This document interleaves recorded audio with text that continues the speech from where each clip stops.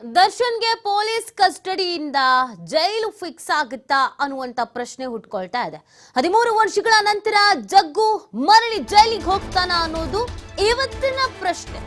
ಯಾಕಂದ್ರೆ 2 ದಿನ ಕಸ್ಟಡಿ ಕೇಳಿದ್ರು, 2 ದಿನ ಮುಗ್ದಿದೆ. ಕಸ್ಟಡಿ ಟು ಜೈಲು ಫಿಕ್ಸಾ ಅನ್ನೋದು ಈಗ ಎಲ್ರಿಗೂ ಇರುವಂತ ಪ್ರಶ್ನೆ ಆಗಿದೆ. ಅಕಸ್ಮಾತ್ ವಿಚಾರಣೆ ಅಂತ್ಯ ಆಗಿದೆ ಅಂತ ಅಂದ್ರೆ 13 ವರ್ಷಗಳ ನಂತರ ಜಗ್ಗು ಮರಳಿ ಜೈಲಿಗೆ ಹೋಗುವಂತ ಚಾನ್ಸಸ್ ಬಹಳಷ್ಟಿದೆ. ಜೈಲಲ್ಲಿರುವ ಕೆಡಿ ಲೇಡಿಗೆ ಕಂಪನಿ ಕೊಡ್ತಾನ ಅಯ್ಯ ಅನ್ನೋದು ಕ್ಯೂರಿಯಾಸಿಟಿ. ಇವತ್ತು ದರ್ಶನ್ ಅಂಡ್ ಗ್ಯಾಂಗ್ ಕಸ್ಟಡಿ ಅಂತ್ಯ ಆಗ್ತಾ ಇದೆ.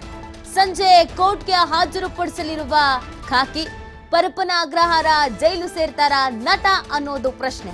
ಮತ್ತೆ ವಿಚಾರಣೆಗಾಗಿ ಕಸ್ಟಡಿಗೆ ಪಡಿತಾರ ಪೊಲೀಸರು ಅನ್ನೋ ಗ್ಯಾಂಗ್ಗೆ ಜೈಲು ಕಸ್ಟಡಿಯೋ ಅನ್ನುವಂತ ಒಂದು ಪ್ರಶ್ನೆ ಇದೆ, ಕುತೂಹಲ ಇದೆ. ನೋಡಿ, ದರ್ಶನ್ ಮತ್ತು ಗ್ಯಾಂಗ್ ಅನ್ನ 4 ಜನನ 2 ದಿನಗಳ ಕಾಲ ಕಸ್ಟಡಿ ಕೇಳಿದ್ರು ಪೊಲೀಸರು. 2 ದಿನಗಳ ಕಾಲ ಮುಗಿತಾ ಬಂತು. ಇವತ್ತು ಸಂಜೆ ಸುಮಾರು 3:30-4 ಗಂಟೆ ಅಷ್ಟೊತ್ತಿಗೆ ಕೋರ್ಟ್ಗೆ ಹಾಜರುಪಡಿಸಬೇಕಾಗತ್ತೆ. ಇಲ್ಲಿ ಪೊಲೀಸರು ಮತ್ತೆ ಕಸ್ಟಡಿ ಕೇಳ್ತಾರಾ ಅಥವಾ ತನಿಖೆ ಮುಗ್ದಿದೆ ಅಂತ ಪರಪ್ಪನಗ್ರಹಾರಕ್ಕೆ ಕಳಿಸ್ತಾರಾ? ಕೆಡಿ ಲೇಡಿ ಜೊತೆ ದರ್ಶನ್ ಅಲ್ಲಿ ಮತ್ತೆ ಮೀಟ್ ಮಾಡ್ತಾರಾ ಅನ್ನೋದು ಪ್ರಶ್ನೆ. ಆಲ್ರೆಡಿ ಪವಿತ್ರ ಪರಪ್ಪನ ಅಗ್ರಹಾರದಲ್ಲಿ ಇದ್ದಾರೆ. ಸೊ ಹಾಗಾಗಿ ಇವರನ್ನೂ ಕೂಡ ತನಿಖೆ ಮುಗಿತು ಅಂತಂದ್ರೆ ಪರಪ್ಪನ ಅಗ್ರಹಾರಕ್ಕೆ ಶಿಫ್ಟ್ ಮಾಡುವಂತ ಸಾಧ್ಯತೆ ಇದೆ.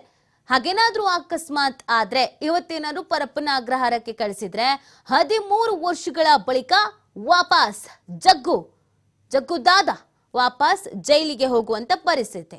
ಈ ಹಿಂದೆ ಹೆಂಡತಿಗೆ ಹೊಡೆದಿದ್ದಂತ ಕೇಸಲ್ಲಿ ಜೈಲಿಗೆ ಹೋಗಿದ್ರು. ಈಗ ಕೊಲೆ ಪ್ರಕರಣವನ್ನ ಎದುರಿಸ್ತಾ ಇದ್ದಾರೆ. ಈ ಪ್ರಕರಣದಲ್ಲಿ ತನಿಖೆ ಎಲ್ಲಿವರೆಗೂ ಬಂದಿದೆ, ಏನು ಎತ್ತ ಅನ್ನೋದು ಗೊತ್ತಾಗಬೇಕಾಗಿದೆ. ಬಟ್ 2 ದಿನದ ಕಸ್ಟಡಿ ಮುಕ್ತಾಯ ಆಗ್ತಿರೋದ್ರಿಂದ ವಾಟ್ ನೆಕ್ಸ್ಟ್ ಅನ್ನೋದು ಸಹಜವಾಗಿರುವಂತ ಪ್ರಶ್ನೆ. ಪವಿತ್ರರನ್ನ ವಿಚಾರಣೆ ಮಾಡಾಗಿದೆ ಅಂತ ಪವಿತ್ರನೂ ಸೇರಿ ಒಟ್ಟು 11 ಆರೋಪಿಗಳನ್ನ ಪರಪ್ಪನ ಅಗ್ರಹಾರಕ್ಕೆ ಕಳಿಸಾಗಿದೆ. ಇವ್ರ 4 ಜನ ಹೊರತುಪಡಿಸಿ ಈ 4 ಜನದ್ದು ಕಸ್ಟಡಿ ಅಂತ್ಯ ಆಗ್ತಿರೋದ್ರಿಂದ ಸಹಜವಾಗಿಯೇ ಕಸ್ಟಡಿ ಮುಗಿದ್ರೆ ನೆಕ್ಸ್ಟ್ ಜೈಲ ಅನ್ನುವಂತ ಪ್ರಶ್ನೆ ಇದೆ. ಏನೆಲ್ಲ ಬೆಳವಣಿಗೆ ಆಗುತ್ತೆ ಇವತ್ತು ಕೋರ್ಟ್ ನಲ್ಲಿ ಅನ್ನೋದನ್ನ ಕಾದ್ ನೋಡ್ಬೇಕಾಗಿದೆ. ಬಿಕಾಸ್ ಇವ್ರ 4 ಜನ ತನಿಖೆಗೆ ಸಹಕರಿಸ್ತಾ ಇಲ್ಲ ಅನ್ನೋದನ್ನ ಮೊನ್ನೆ ವಾದ ಮಂಡಿಸುವಾಗ SPP ಹೇಳ್ತಾ ಇದ್ರು.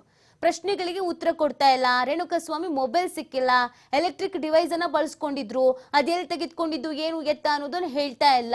ಸೊ ಹಾಗಾಗಿ ಅದೆಲ್ಲದ್ರ ಬಗ್ಗೆಯೂ ಕೂಡ ಮಾಹಿತಿ ಕಲೆ ಹಾಕ್ಲೇಬೇಕು. ರೇಣುಕಾಸ್ವಾಮಿ ಮೊಬೈಲ್ ನಲ್ಲಿ ಸಾಕ್ಷ್ಯ ಇದೆ, ವಿಡಿಯೋ ಇದೆ, ಆ ಮೊಬೈಲ್ ಸಿಗೋವರೆಗೂ ನಾವು ತನಿಖೆ ಮಾಡಬೇಕು ಅಂತ ಹೇಳ್ತಾ ಇದ್ರು.